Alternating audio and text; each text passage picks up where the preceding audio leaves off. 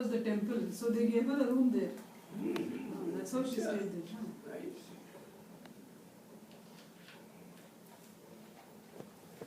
But you could see the room in which Sri Ramakrishna stayed I couldn't say. because Yes. that They was keep it closed. long. They kept it closed. That place is not okay or something. No, place is all the same. Only they were trying to what do you call, renovate it in some way, but they wanted to keep that place as we went there last year, beginning of last year, when we thought we could go and see that. But the gentleman who owns that shop area, he said, if you come again, we'll show you. You just go to a place where a person like Ramakrishna Paramahamsa was sitting in Samadhi for 3 hours. 100% you will be able to do something within a few months or so. At least in that very month. That vibrations are so high, so you can imagine the wattage of that electrical waves which comes. Means you have to go there and stay there for a few months or something like that. Not necessary. You go and stay there for 1 hour or half an hour. Already then it will do its work. Automatically. There's no doubt. In other places you sit for 100 years and there you sit for 1 hour. Where is it? Eh? Where is it? I'm telling in general, wherever a person like Ramakrishna Paramahamsa has sit in Samadhi state. Suppose somebody says, here is the place where you daily used to sit. You go and sit there. 1 hour you sit, your life will be transformed. Everything will happen quickly. Don't try to do shortcuts. You do your meditation. Don't try to do what? Don't do shortcuts. To try to do things in a short manner, do in the long manner, let it take its own time. You do your meditation, you do your prayers, you will get it. I'm thinking probably what Dr. Sandhya is thinking after you say that. Thinking now, where can I get a train to get to Bengal, and where can I go sit? And I'm already starting. My mind is starting to think. She's just asking the same Yes, thing. yes, yeah, I know. And I was remembering that time that we sat in that cremation ground where the pond was outside, just 2 kilometers outside of There's the Kamarpur. cremation ground in Kamarpur, Yes. which was actively some field, and in between that canal goes. So we went and sat there. I told him this is the place where the night he used to come and sit. In the younger years, when he did sadhana, before all of the devotees came, as a young lad, he would come out of the town and go sit there. That place was so wonderful. But not all can go. No.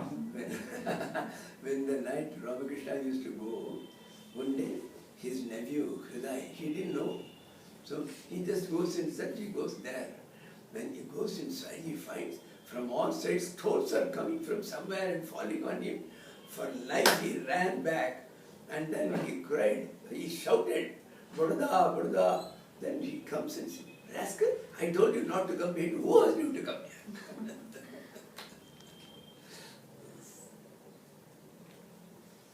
It had been fun in those days, even to have been a neighbor of Ramakrishna Paramahamsa. Nothing else, no devotee or anything, just a neighbor. Just see him going somewhere, coming somewhere, Yes. that will do. Well, you come away with more than fun. Remember, I said it yesterday, but you two weren't here. Katya Osborne told me when she was a little girl, she was with Bhagavan from age 5 to 14. He left his body at 14. And she told me herself, and she was really weeping when she said it. She's a tough lady. She's really trying to hold the tears back. She said, you know, me and my brothers never believed there'd be a time when Bhagavan would not be there. Then the cancer started to develop, and it was obvious, and she had talked to her mother and said, you know, the end is really soon. And so she was wondering, she had this difficulty. She said, well, this body is, yes, going, but she still could not convince herself that there'd be any time when Bhagavan would not be there for her. Because she was a young girl, and this was just the way she thought.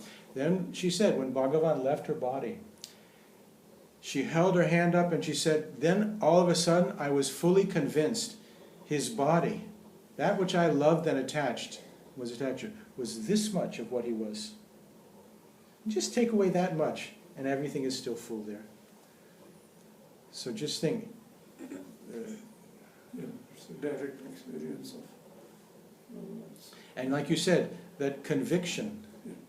But she used the word confidence. Yeah. She said, even today, she's now 78 or 9 or something like that. I'm confident Bhagavan is with me. It's not a conviction alone. It's a deep faith in the goal. And it started initially, that goes all through. If that faith, everything fails. The entire edifice will fall.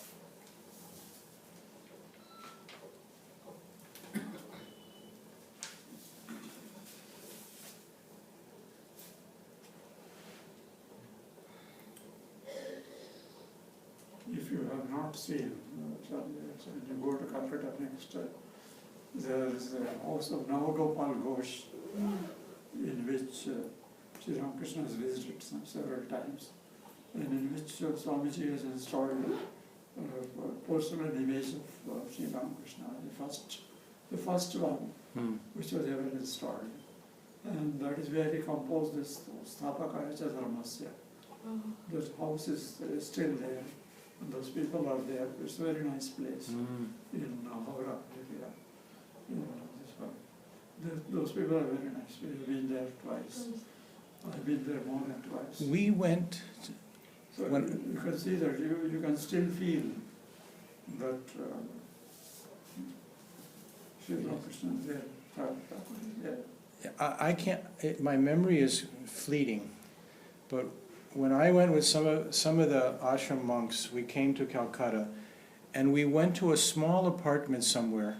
I believe it was a descendant of Nag Mahashai, and he had all of the things, even the shoes of Sri Ramakrishna, things of Holy Mother. Either it was Nag Mahashai, or maybe it was M. It was M. Master. Yes. Master Maharshi is also still. Yeah. And the room, it was this tiny little room, packed with everything. Yes.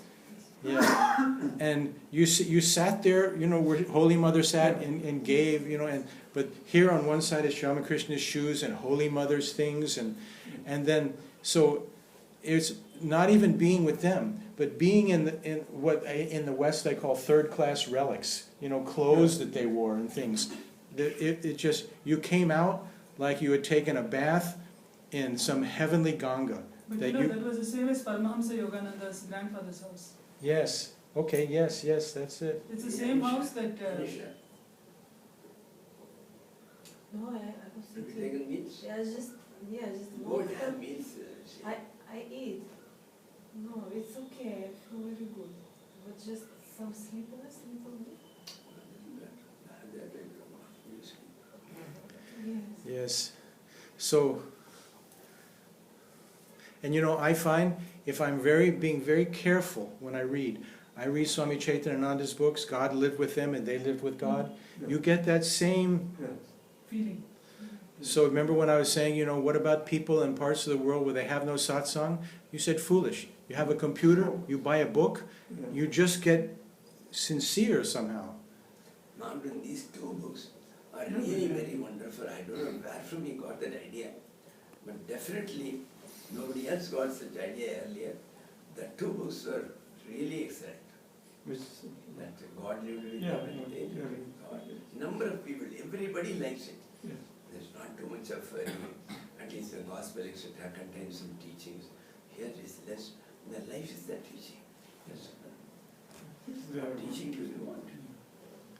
You see, when our ashram, before like 2000 around there, when I was still in the U.S., Swami Chaitananda, once a year, he would come to California, and he would stay for a month or maybe a month or two, and he did a lot of his intense writing. And there was a place called Kali Mandir. He would give talks in the evenings, and he would talk like you're reading the Gospel of Sri Ramakrishna. He would just, some would say, could you talk about, you know, Swami Paramananda? And he would start off, literally he would say, yes, on this evening the Ganga was flowing and the moon was reflecting, and he starts speaking. And he literally would take you there. And then the last time I saw him, he was at this place. He was actually then translating that, the book Sri Ramakrishna, the Great Master. He came out with that book. And it was so meticulous. He would say to us, well, there's this one Bengali sentence that was Swami Sardananda who had written the great book. And he says, now, this really means this. And for an hour, he would ask us questions like, does this English word really convey this idea? And so it took like 5 years for him to do that book.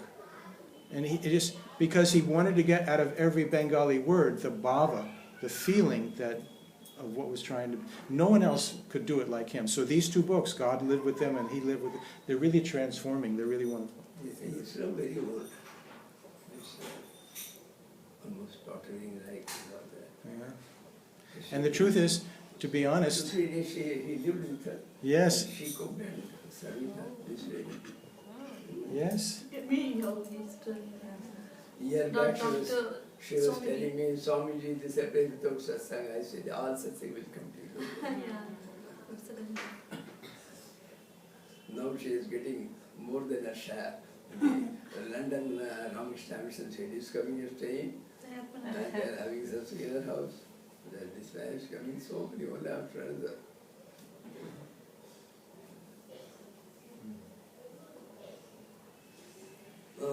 Do you take leave on those days?